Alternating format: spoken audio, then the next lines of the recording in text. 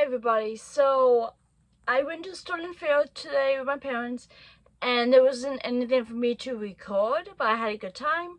So I'm hoping I can just do my deconstructing of the Bible, going by with what I have already on Wattpad. I'm not going to go through every single translation that I'm using.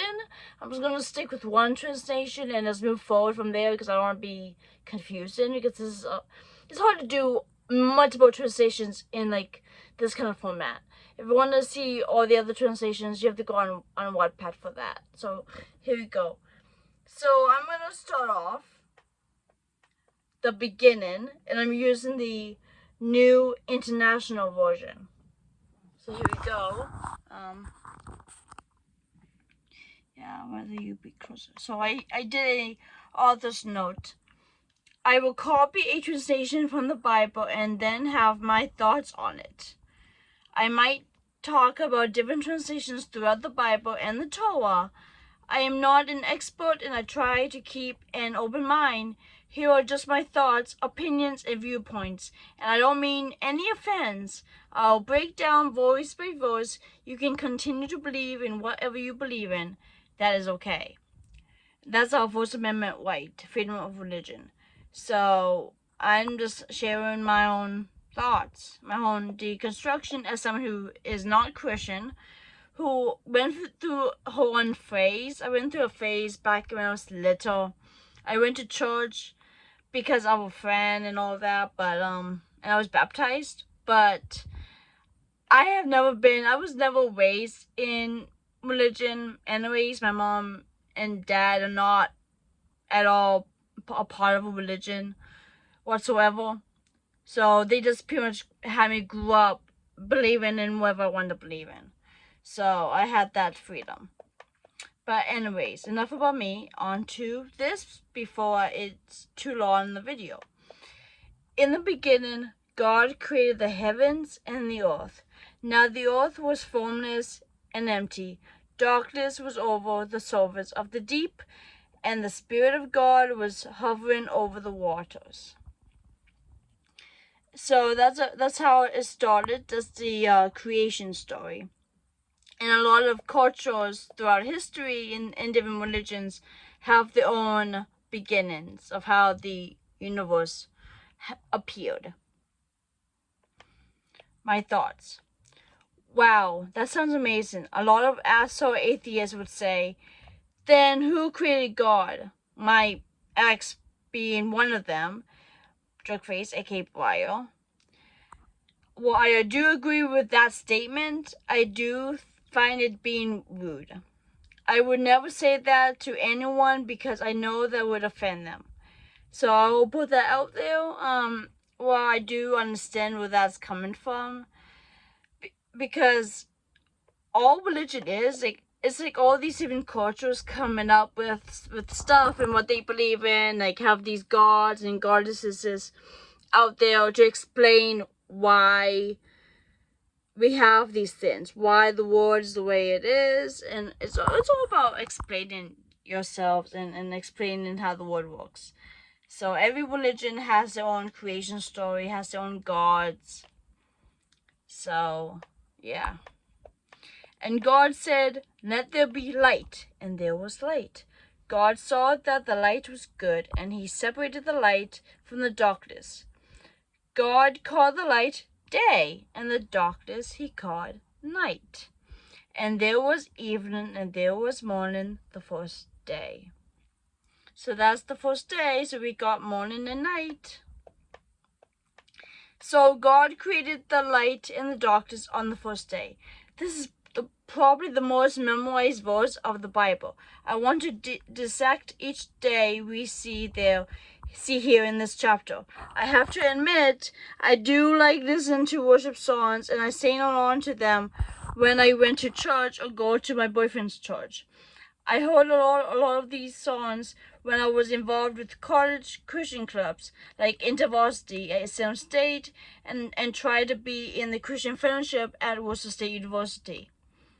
These songs about God's love are beautiful, and I do love singing along to them because I just love music anyways.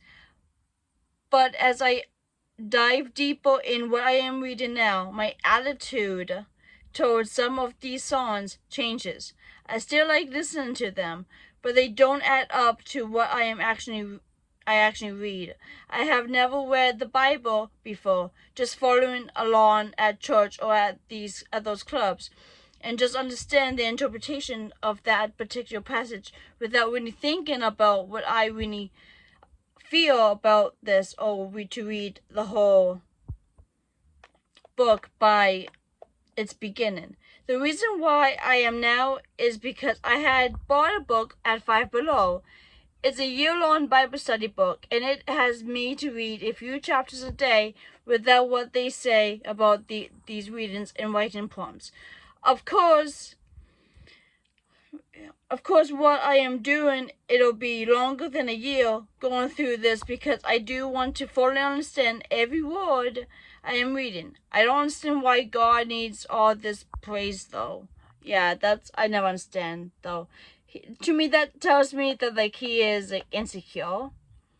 But that's my personal opinion, so don't get offended by that. But it's like, of course, it's been a year since I bought that book, and I'm only in second Kings in my own reading, and I haven't gone back to it in a while, and I need to get back to it, but I've also been busy writing my thoughts down on what path in the beginning, and now I'm also going to be going back on these thoughts and then going through it on my channel as well to make it more different. Anyways, verses 6, 7, and 8. And God said, "Let there be a vault between the waters to separate water from water." So God made the vault and separated the water under the vault from the water above it. And it was so. And God called the vault sky. And there was evening and there was morning and the second day. So in the second day he made the sky and the oceans. So that's pretty cool. That's the second day. So this vault is the sky. Both the sky and the ocean are blue. So I guess by this they will form the same thing. Yeah. Simply put, verses 9 and 10. And God said, "Let the water under the sky be gathered to one place, and let dry ground appear." And it was so. God called the dry ground land, and the gathered waters he called seas. And God saw it was good. Now these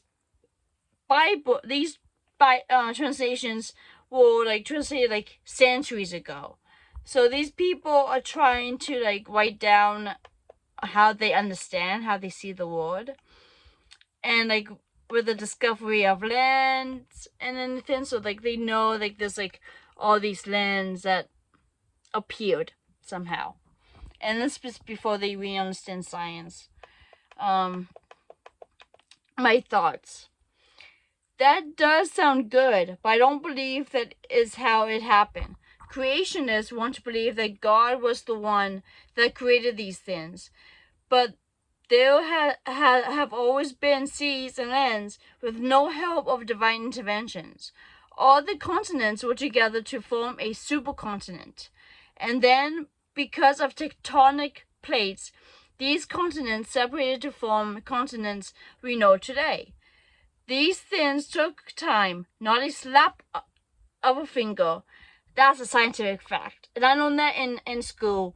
I went to a technical high school. I took environmental science. I know about all this stuff. And then I went to college and I know more about science. About biology and about climate change and all that stuff.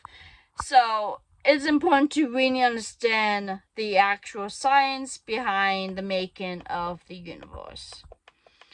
Verses 11, 12, 13. Then God said, "Let the land produce vegetation, seed-bearing plants and trees on the land that bear fruit with seed in it, according to their various kinds." And it was so. The land produced vegetation, plants bearing seed according to their kinds, and trees bearing fruit with seed in it according to their kinds. And God saw that it was good, and there was evening and there was morning the third day. So I'm gonna end with that. Because I don't want to make this video too long, because I'm afraid that like if it's too long, it will take a long time to upload to my channel. So I want to keep it at like 10 minutes or slightly above 10 minutes. I will make a part 2 of this so I can continue on the next video. So anyway, see you on my next video. Bye everybody. Take care.